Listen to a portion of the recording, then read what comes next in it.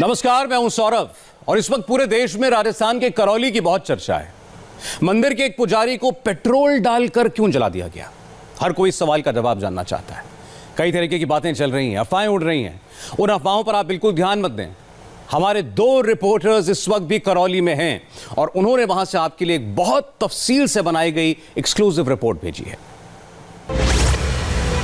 राजस्थान में दिल चीरने वाली वारदात, पुजारी बाबूलाल वैष्णव को जिंदा जलाया।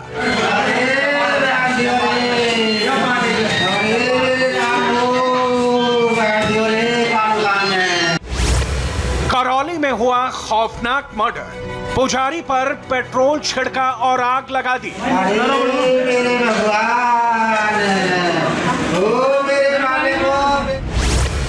यकीन करना मुश्किल है, पाल घर के बाद राजस्थान में एक और पुजारी का मर्डर।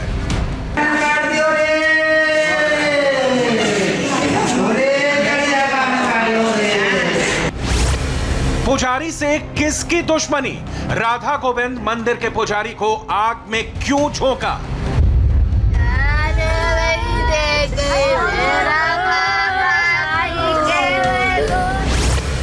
क्या पुजारी को जमीन माफिया ने मारा? क्या मंदिर की जमीन हड़पने के लिए मर्डर हुआ?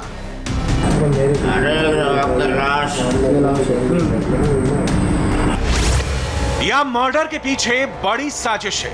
क्या राजस्थान में कोई और डिजाइन एक्टिव है? भला कोई सोच सकता था कि महाराष्ट्र के पाल घर के बाद राजस्थान में एक और पुजारी का मर्डर हो जाएगा, लेकिन ऐसा ही हुआ है। इस कराह को कान लगाकर सुनिए, पुजारी के इन चीखों पर ध्यान दीजिए।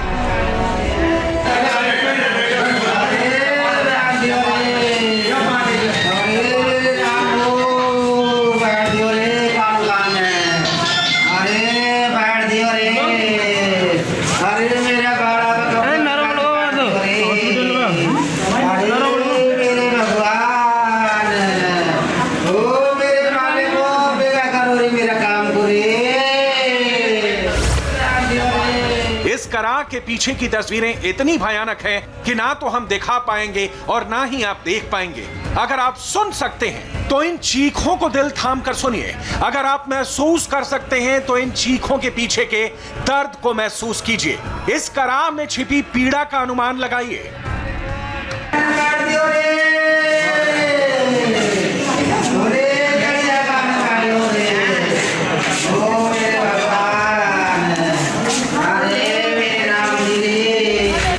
राजस्थान के करौली में 50 साल के पुजारी बाबूलाल वैष्णव को पेट्रोल छिड़ककर जिंदा जला दिया गया।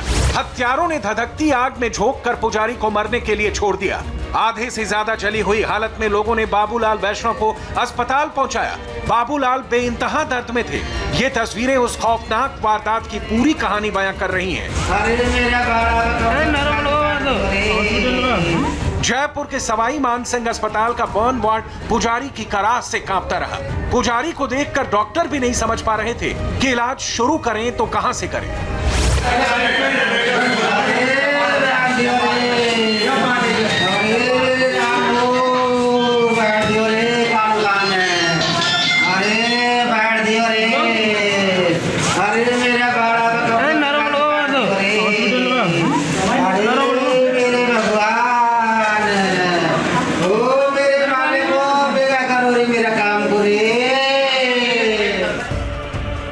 पुजारी बाबूलाल वैष्णव के शरीर पर बने एक एक जख्म हमने देखे हैं। उनको देखकर कोई भी गुस्से से भर जाएगा। पुजारी की ऐसी हालत करने वालों को फांसी पर लटकाने की मांग करेगा। हम उन जख्मों को आपको नहीं दिखा सकते, मगर इस वारदात की हर डिटेल आपको जरूर बताएंगे। हम आपको वो मंदिर भी दिखाएंगे जहां पुजारी बाबूलाल भगवान की सेवा करते थे। हम आपको वो जमीन भी दिखाएंगे जहां पुजारी को जिंदा आग में झोंका गया। मगर सबसे पहले बाबूलाल वैष्णव का डाइंग डिक्लेरेशन सुन लीजिए। अस्पताल के बेड पर मौत से पहले पुजारी ने क्या क्या बताया, उसे सुनना बहुत जरूरी है। बाबूलाल जी, अरे बाबूलाल जी, बोलो क्या कह रहे हैं? हाँ ये लटा दो। हाँ बोलो बात करो। हाँ पाइप लाओ, पहले यहाँ से बात कर लो। साहब आए थे, आपको बताओ। ये तो पेट्रोल डाले ना, जो कौन जो आप छोरा को नाम और कौन जाए बताओ यहाँ। अरे लाश खाना है। सवाई मान सिंह अस्पताल में जब बाबूलाल पुजारी का इलाज चल रहा था, जिस वक्त वो बोलने की हालत में नहीं थे, तब उन्होंने पेट्रोल छिड़ककर माचिस जलाने वाले एक आरोपी का नाम बताया, कैलाश मीणा। बाबूलाल इससे आगे कुछ नहीं बोल सके। करौली के पुजारी बाबूलाल की हत्या पर बीजेपी जबरदस्त एक्टिव है। मुर्दाबाद मुर्दाबाद मुर्दाबाद मुर्दाबाद मुर्दाबाद। राजस्थान की सियासत गरमा रही है।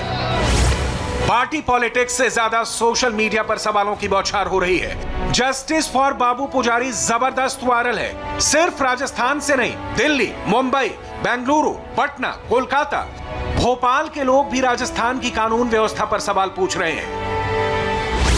गरीब ब्राह्मण पुजारी को क्यों मारा? पुजारी ने किसका क्या बिगाड़ा था? संतों पर अत्याचार कब रुकेगा? हिंदू पुजारी ही क्यों जलाया जाता है? गरीब ब्राह्मण को न्याय कब मिलेगा? राहुल प्रियंका राजस्थान कब आएंगे? करौली में सन्न कर देने वाली वारदात के बाद ये सारे सवाल सोशल मीडिया में घूम रहे हैं। करौली के पुजारी के मर्डर को पाल घर में साधुओं की हत्या से जोड़ा जा रहा है। इन सारे सवालों के जवाब राजस्थान के चीफ मिनिस्टर को देना है। करौली जिले के बुकना गांव में ये है राधा गोविंद मंदिर।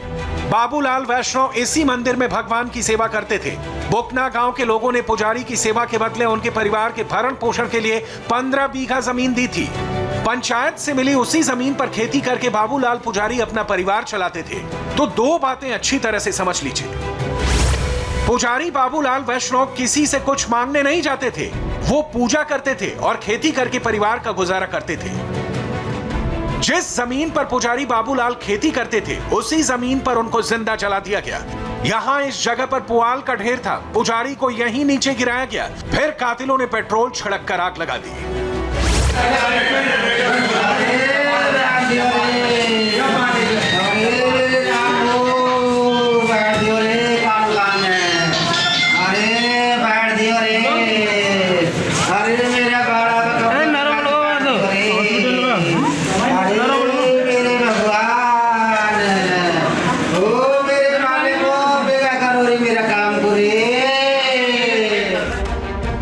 पुजारी बाबूलाल ने दम तोड़ने से पहले आरोपी का नाम बताया।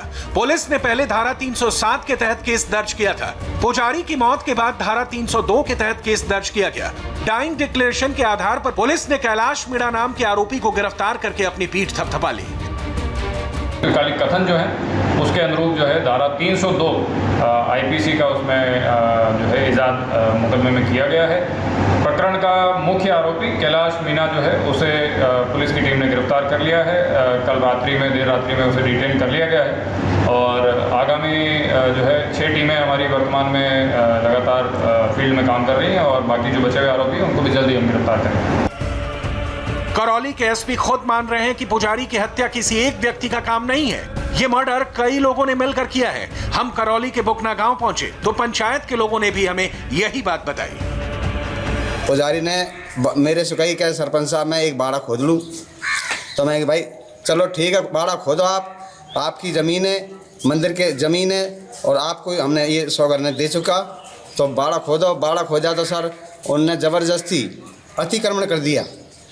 कैलाश ने और नवों ने अतिक्रमण कर दिया। तो उसने 2 पूंछ कड़बों का डाल दिया, 2 छाइन बांध दी। तो वो हमको तो पता नहीं है सर, पर लेकिन वो उस पुजारी उसको मना करने के गया बाबू पुजारी, तो उसको पेट्रोल डाल के नहीं और कड़ब में जला दिया। हम ठीक उसी जगह पर पहुंचे जहां मर्डर हुआ। यहीं पर खौफनाक वारदात को अंजाम दिया गया। पुजारी पर पेट्रोल डालकर आग लगाने वाले अपराधियों की मानसिकता को समझने के लिए इस केस के जांच अधिकारी की बात भी सुननी चाहिए। इसने करीब 20-25 दिन पहले जेसीबी से उसको पहाड़ की थोड़ी ज़मीन को रिहायशी मकान बनाने के लिए समतल करवाई थी। लेकिन बुकना गांव के कुछ दबंग लोगों ने, जिनमें कैलाश मीणा और उसके लड़कों का नाम आ रहा है, खंड मीणा, कैलाश मीणा, उन्होंने जाकर वहां उस ज़मीन पर, उसकी समतल कराई हुई ज़मीन पर कब्जा करने की नीयत से उसमें छप्पर बांधने लग गए। ये लोग ये भी डिमांड कर रहे थे कि जो मृतक है वो अत्यंत ही आर्थिक रूप से दयनीय स्थिति में रहता है, गरीब परिवार का है, तो उसकी जो भी मैक्सिमम सहायता हो सकती है वो की जाए। तो इसका जो प्रस्ताव है वो सरकार तक भेज दिया जाएगा, ये हमने उनको आश्वासन दिया है। दूसरा जो इनका था कि जो वहाँ पे जिम्मेदार अधिकारी, थानाधिकारी हैं, उनके खिलाफ कार्रवाई की जाए, उनके तरफ से कोई लापरवाही रही है, इस संदर्भ में भी हमने उनको आश्वासन दिया है कि अगले 24 घंटे के अंदर उनकी जांच करा करके दोषी पाए जाने पर कार्रवाई की जाएगी।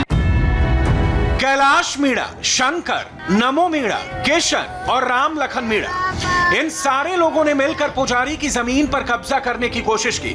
पुजारी ने जिस जगह पर अपनी झोपड़ी बनाने के लिए जमीन समतल कराई थी, उस पर अपराधियों की नजर पड़ गई। ऊपर पहले से जमीन खुद रखी थी, इन्होंने जोखा रखी थी और इस पे आके कैलाश ये ने जबरदस्ती आके उस पर कब्जा करा।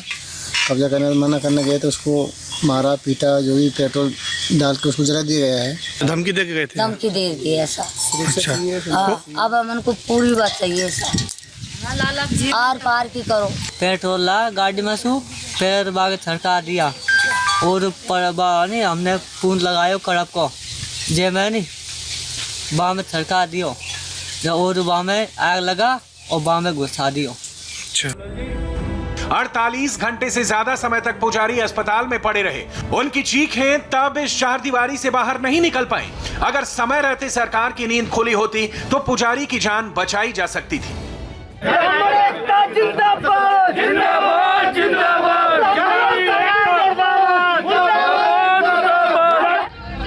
पुजारी बाबूलाल वैष्णव की हत्या ने राजस्थान में राजनीतिक रंग ले लिया है।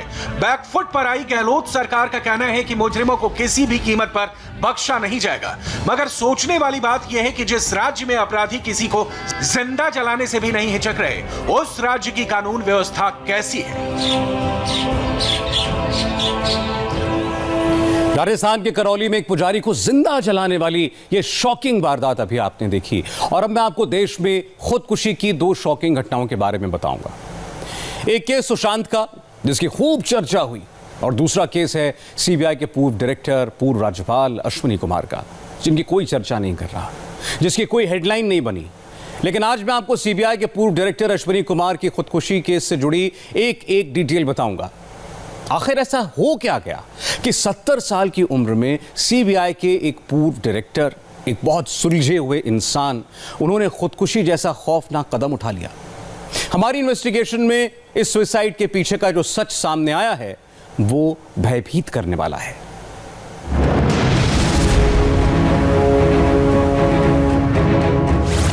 सुसाइड के 2 हाई प्रोफाइल और सबसे शॉकिंग केस, जिसे सुनकर खुदकुशी की थ्योरी पर पहली बार यकीन नहीं होता।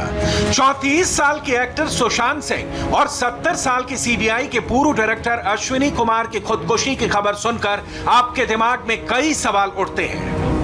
देश में 2 खुदकुशी के बड़े मामले सामने आए। पहला मामला बॉलीवुड के एक्टर सुशांत सिंह राजपूत का, जिन्होंने मुंबई में खुदकुशी कर ली। इस केस की चर्चा हर जगह हो रही है। लेकिन दूसरा बड़ा मामला है सीबीआई के पूर्व डायरेक्टर रहे, नागालैंड के राज्यपाल रहे, आईपीएस ऑफिसर अश्विनी कुमार की खुदकुशी की। लेकिन इसकी चर्चा कहीं नहीं है। लेकिन इंडिया टीवी से मैं अभय पराशर सीधा दिल्ली से शिमला पहुंचा हूं, ताकि इस केस की एक हकीकत आप तक पहुंचा सकूं।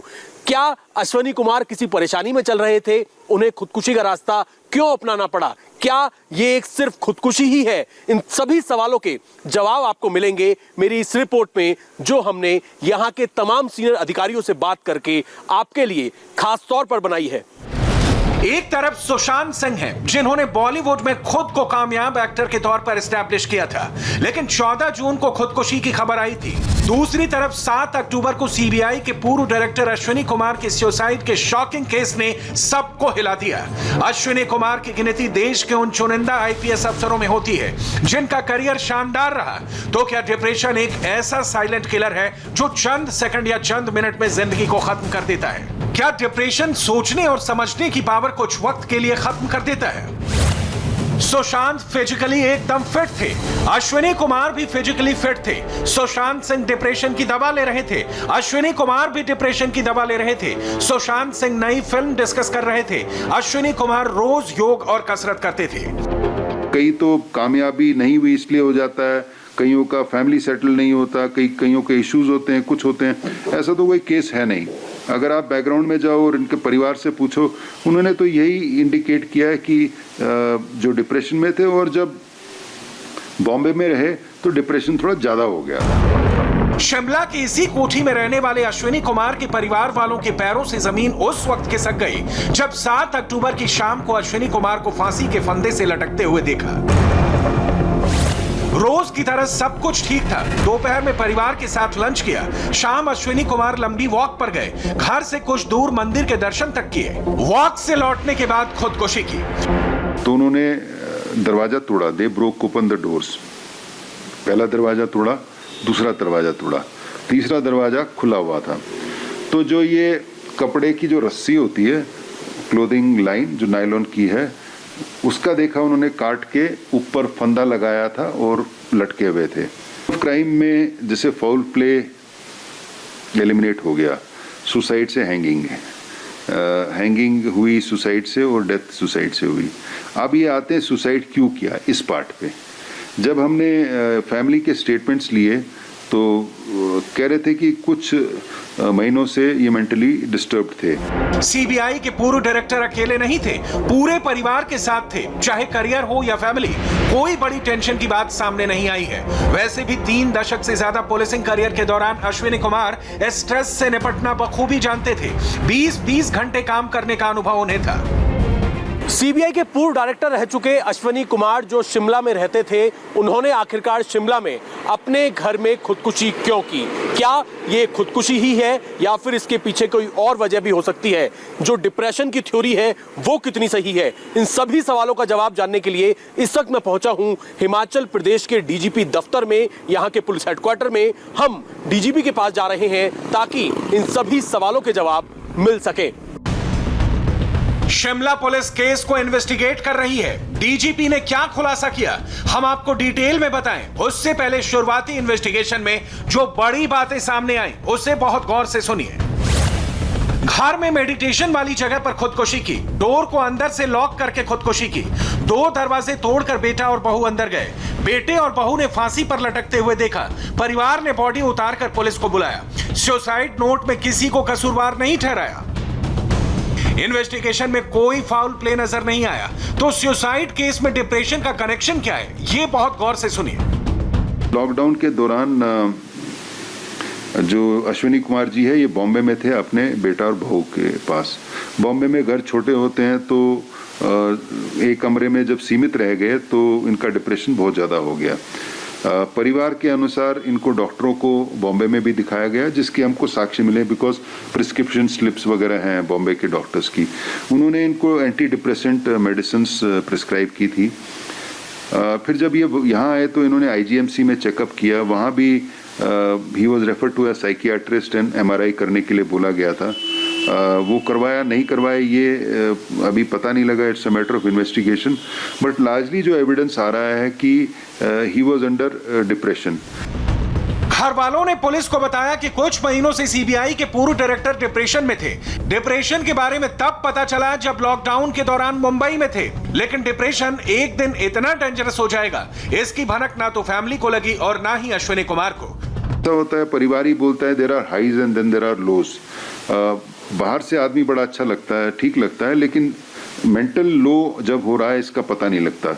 और जो इन्होंने जो एक्सट्रीम स्टेप सुसाइड कर लिया, मेरे को लगता है कि जब ये मेंटल लो में थे तब किया है। जांच कर रही पुलिस को घर वालों ने डिप्रेशन की बात बताई। सबूत के तौर पर डॉक्टरों के प्रिस्क्रिप्शन का पर्चा पुलिस को दिखाया गया। मौकाए वारदात पर जो सबूत सामने आए हैं वो क्लियर कट सुसाइड के हैं। अब पुलिस डिप्रेशन के एंगल से सुसाइड केस को इन्वेस्टिगेट कर रही है। डिप्रेशन का इलाज करने वाले डॉक्टरों को सीबीआई के पूर्व डायरेक्टर की फैमिली का क्या कहना है, ये पड़ताल हमने की। सीबीआई के एक्स डायरेक्टर और कुछ राज्यों के राज्यपाल रह चुके अश्विनी कुमार की मौत कैसे हुई? उन्होंने खुदकुशी की? क्या वो डिप्रेशन में थे? जैसा कि परिवार ने पुलिस को जानकारी दी है कि वो डिप्रेशन से काफी ज्यादा परेशान चल रहे थे। इसमें कितनी हकीकत है? परिवार के लोग क्या कुछ बोलना चाहते हैं कि किस स्थिति से अश्विनी कुमार गुजर रहे थे? हम सीधा चलते हैं। मेरे पीछे इस वक्त हम मौजूद हैं छोटा शिमला में।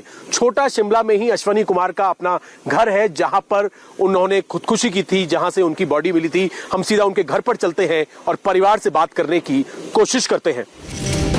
एक चौंकाने वाली डिटेल हमें अश्विनी कुमार के घर वालों से पता चली। अभी फैमिली शॉक में है, कैमरे पर कुछ बोलने को तैयार नहीं। जो डिटेल पता चली उसे सुनकर आप चौंक जाएंगे। नौकरी के दौरान 20-20 घंटे काम करते थे। रिटायरमेंट के बाद की लाइफ से संतुष्ट नहीं थे। लाइफ में खालीपन की वजह से डिप्रेशन में थे। मुंबई में फ्लैट में रहने के दौरान डिप्रेशन बढ़ा। बुक और मेडिटेशन करके वक्त गुजारते थे। केस की इन्वेस्टिगेशन करते हुए पुलिस को एक और बात पता लगी, जो परिवार के लोगों ने पुलिस को बताई, कि इस डिप्रेशन के दौरान अश्विनी कुमार एक बुक पढ़ रहे थे। ये बुक स्पिरिचुअल बुक थी और जिंदगी किस तरीके से जीनी चाहिए, क्या नॉर्म्स जिंदगी के होने चाहिए, ये उससे रिलेटेड बुक थी। इस बुक का अश्विनी कुमार की खुदकुशी से क्या रिलेशन हो सकता है या नहीं हो सकता, इसकी भी तफ्तीश की जा रही है। लेकिन सबसे हैरानी की बात यह है, जो यहाँ के पुलिस अफसरों को भी परेशान कर रही है, कि एक ऐसे शख्स जो बेहद फिट रहते थे, काफी ज्यादा फिट थे, हंसमुख थे, लोगों से बात किया करते थे, वो अचानक से इतने डिप्रेशन में कैसे आ गए कि उन्होंने खुदकुशी कर ली, जबकि वो डेली मॉर्निंग वॉक पर जाया करते थे अपने परिवार के साथ। उस दिन भी उन्होंने लंच किया था और सब कुछ उस दिन बिल्कुल नॉर्मल था। सीबीआई के पूर्व डायरेक्टर अश्विनी कुमार सुसाइड से पहले आध्यात्मिक किताबें पढ़ रहे थे और सुसाइड नोट में भी दूसरी दुनिया की यात्रा पर जाने की बात लिखी है। नॉर्मल लाइफ जी रहे थे, लेकिन उनके दिमाग में तूफान उठा हुआ था, जिससे दुनिया अनजान थी। इन्वेस्टिगेशन के दौरान हम शिमला के आईजीएमसी अस्पताल भी गए। मुंबई में इलाज के बाद इस हॉस्पिटल में इलाज के लिए भी वो आए थे। वो पहले लॉकडाउन में बॉम्बे में अपने परिवार के साथ रह रहे थे। बॉम्बे में जो मकान होते हैं काफ़ी छोटे होते हैं और उनका वहाँ पर डिप्रेशन काफ़ी ज़्यादा बढ़ गया था, जिसका ट्रीटमेंट मुंबई भी चला। और उसके बाद जब वो शिमला पहुँच गए तो शिमला में आने के बाद, ये मेरे पीछे जो आप अस्पताल देख रहे हैं, Indira Gandhi medical college and hospital, ये शिमला का एक बहुत बड़ा मेडिकल कॉलेज है और हॉस्पिटल है। यहाँ पर भी उनका जो है परिवार ने साइकेट्रिस्ट के जरिए डिप्रेशन का यहाँ पर भी उनका इलाज चला, ऐसा हमें जानकारी पुलिस ने दी है। अस्पताल क्या कुछ इस पर बोलता है, किस तरीके का उनका इलाज चल रहा था, इसलिए हम यहाँ पर पहुंचे हैं और यहाँ पर हम डॉक्टर से बात करके जानने की कोशिश करेंगे कि आखिरकार अश्विनी कुमार, जो कि बहुत बड़े बड़े पदों पर रह चुके हैं, उन्हें खुदकुशी करने की जरूरत क्यों पड़ी। पुलिस से, परिवार से और हॉस्पिटल से कुछ चौंकाने वाले फैक्ट्स के बारे में पता चला है, जो पूर्व डायरेक्टर अश्विनी कुमार केस में सामने आए हैं। इन फैक्ट्स को सुनना और समझना आपके लिए बहुत जरूरी है। डेली लाइफ में अश्विनी कुमार सामान्य थे। कभी कभी थोड़ा बहुत परेशान हो जाते थे, कुछ मिनटों के लिए स्वभाव बदल जाता था, कभी कभी बहुत लो फील करने लगते, लाइफ को लेकर निराश और उदास हो जाते। थोड़ी देर बाद सब कुछ सामान्य हो जाता था। डिप्रेशन के लक्षण को इग्नोर कर रहे थे। It is like any other disease, उसका इलाज है।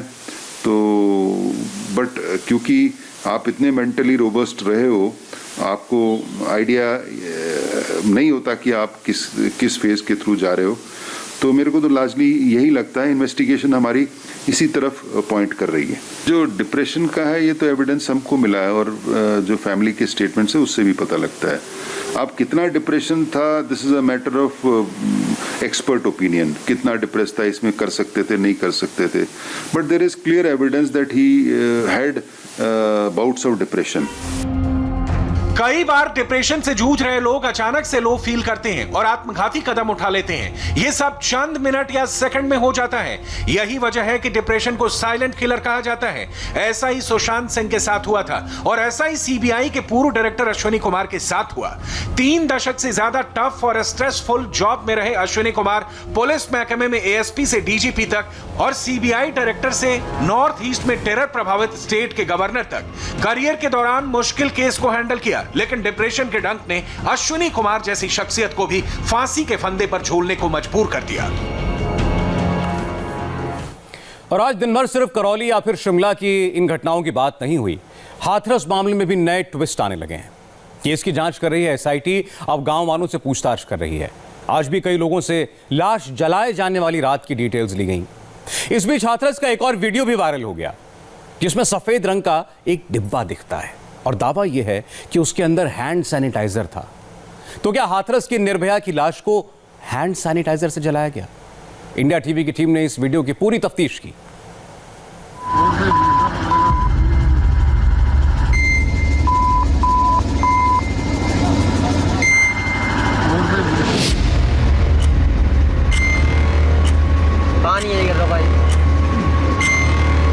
क्या हाथरस में 29 और 30 सितंबर की दरमियानी अंधेरी रात का सफेद सच सामने आ चुका है।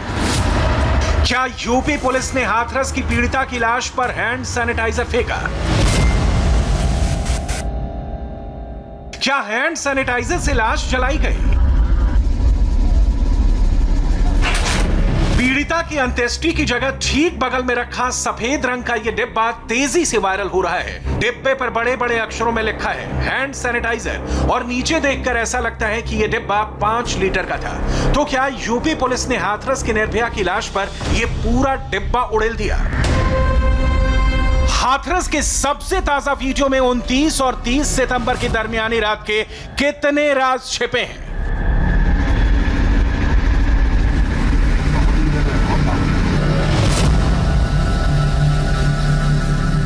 वीडियो रिकॉर्ड करने वाला 8वां शख्स कौन था? और सबसे बड़ी बात, उस रात यूपी पुलिस को किस बात की जल्दबाजी थी कि उन्हें यह आवाज लगानी पड़ी कि बहुत सारी पब्लिक आ रही है? क्या सब कुछ एक प्लानिंग के तहत पब्लिक की नजरों से छिपा कर किया जा रहा था? पब्लिक आ रही है, पब्लिक आ रही है, पब्लिक आ रही है। इंडिया टीवी ने हाथरस के इस वायरल वीडियो के एक एक फ्रेम की इन्वेस्टिगेशन की है। हमारी टीम ने वायरल वीडियो में दिख रहे सफेद रंग के डिब्बे को ढूंढ निकाला है। इस डिब्बे का सच आज यूपी पुलिस पर कई गंभीर सवाल खड़े कर देगा। पब्लिक आ रही है, पब्लिक आ रही है। इंडिया टीवी संवाददाता आनंद पांडे ने रात के इस वीडियो में दिख रहे कुछ पुलिस वालों को भी ढूंढ निकाला है। उसमें आग भी नजर आ रहे हैं। सफेद रंग के डिब्बे का सच क्या है, पुलिस वालों का सच क्या है, सब ऑन कैमरा है। पब्लिक आ रही है, पब्लिक आ रही है। सफेद रंग के डिब्बे का सच जानने के लिए हमारे संवाददाता सीधे उस जगह पर पहुंचे जहां पीड़िता की लाश जलाई गई थी और वहां उन्होंने क्या पाया, पहले आप ये सुनिए। जो एक वीडियो सामने आया उस पे लेकर सवाल इसलिए भी खड़े हो रहे हैं कि उस वीडियो में साफ तौर पे दिख रहा है कि अंतिम संस्कार के वक्त पीड़िता के चिता पर एक सफ़ेद रंग के गैलन से कोई तरल पदार्थ डाला जा रहा है।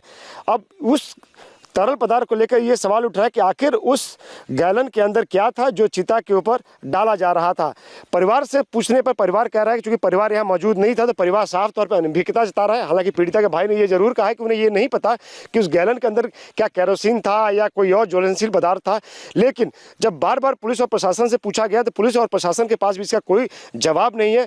पुलिस और प्रशासन बार बार ये कह रहा है कि हमने परिवार वालों की मंजूरी से ही अंतिम संस्कार किया।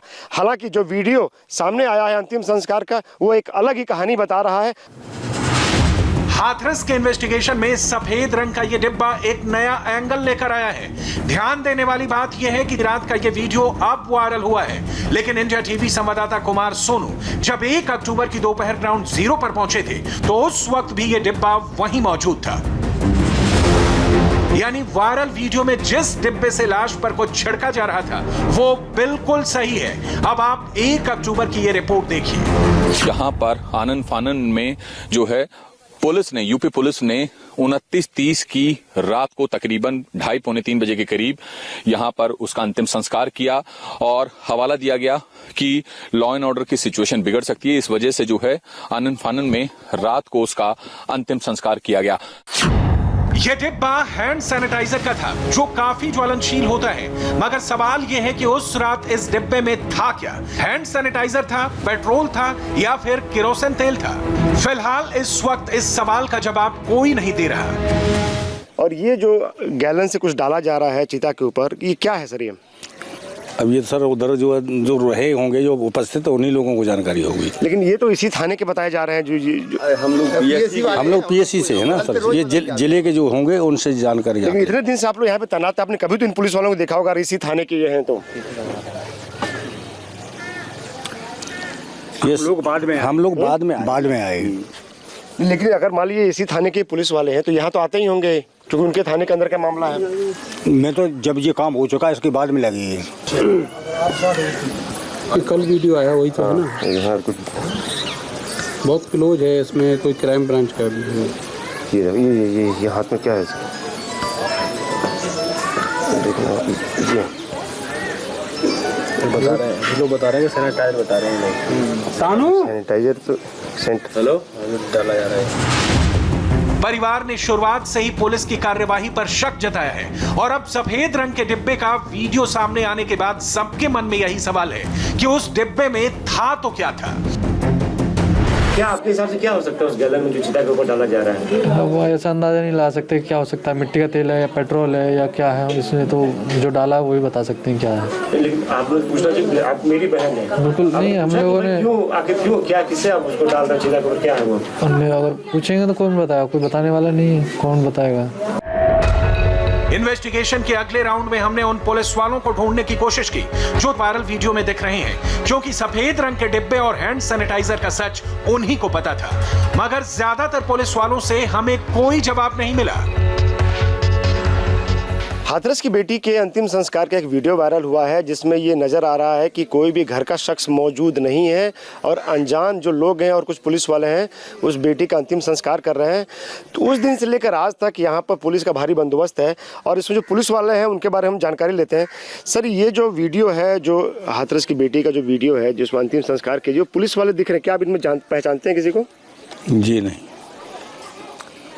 या फिर इतने दिन से आप यहाँ हैं, ये गांव के शख्स कहा जा रहा है कि गांव के शख्स हैं, क्या इनको आप जानते हैं? जी नहीं। तो इतने दिन से आप सुरक्षा में तैनात है, ये जो पुलिस वाले हैं इनको आप पहचान रहे हैं? नहीं सर।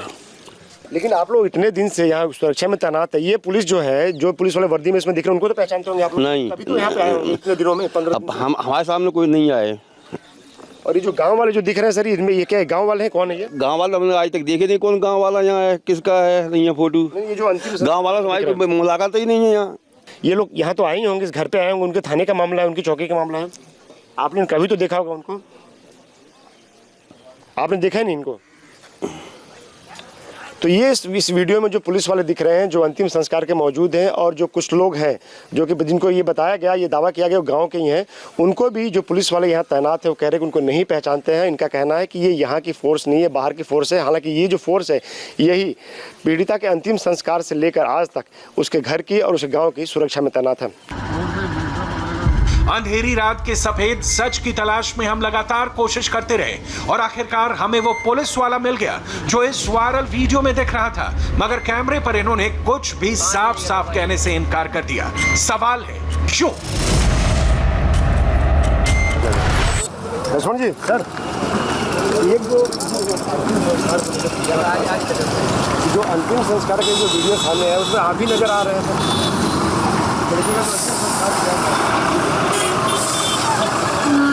हमें ये जानना था कि उसके परिवार के लोग मौजूद थे, तो साहबी कपड़े में क्या पूछ रहे थे? हमारा कोई बंधन नहीं है,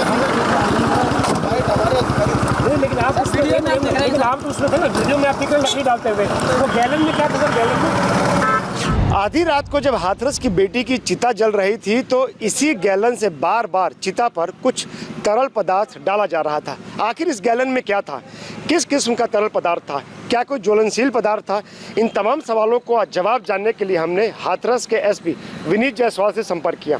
विनीत जायसवाल से हमारी लंबी बातचीत हुई, हालांकि वो कैमरे पर कुछ बोलने को तैयार नहीं हुए।